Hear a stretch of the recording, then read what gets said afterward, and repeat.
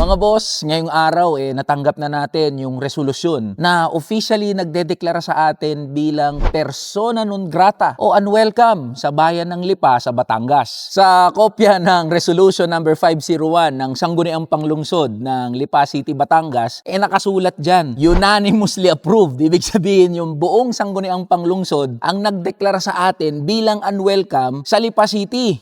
Paano na tayo maglulume dyan sa bayan ng Lipa kung persona non grata na ako dyan, mga boss? Kung matatandaan yung mga boss, naglabas ng resolusyon ang Korte Suprema na nagdedeklara na illegal yung ginawang pag-transfer ng PhilHealth funds patungo sa national government. At ang Secretary of Finance, nung nangyari yung kalokohan na yan, walang iba kundi si Secretary Ralph Recto. Kaya binanatan natin yung isang malaking kalokohan na yan, kaysa naman manahimik tayo. Pera ng mga manggagawang pinag-uusapan. Ngayon, yung City Council ng Lipa City, sabi, nakakabastos daw. Hindi daw kagalang-galang. Anong gusto nyo? Walang kibo, walang gawin dyan sa ginawa na illegal na pag-transfer ng PhilHealth funds. Pondo ng mga manggagawa yan, kinakalta sa sahod buwan-buwan, tapos mababalitaan natin, ililipat o kukuhain lang ng national government kaysa ilagak doon sa mga serbisyong pangkalusugan. At mga boss, hindi lang tayo nag-uusap ng ilang libong piso dito. Ang pinag-uusapan natin ay 60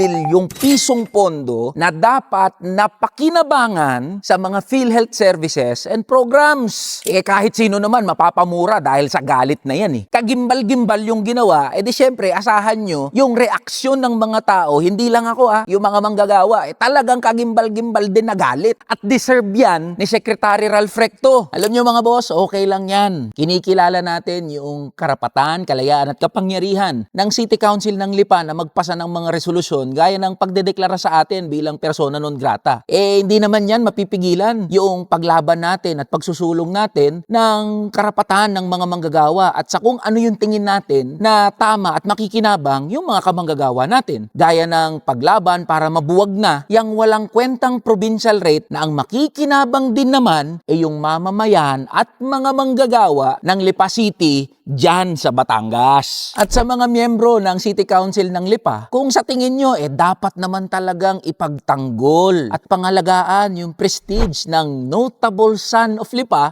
nasa sa inyo na yan. Pero kung inaasahan nyo na magsusori ako, pasensyahan. At sa mga bossing natin, sa mga ordinaryong mamamayan ng Lipa, asahan nyo mga boss, hindi tayo mapipigilan ng persona non grata para magtuloy-tuloy sa ating pakikipaglaban para mabuwag na yung walang kwentang provincial rate. At iabante, isulong ang karapatan at kapakanan ng bawat manggagawang Batanggenyo at lahat ng mga manggagawa sa buong Pilipinas. Kaya mga boss, laban lang tayo. Tara na, kamanggagawa.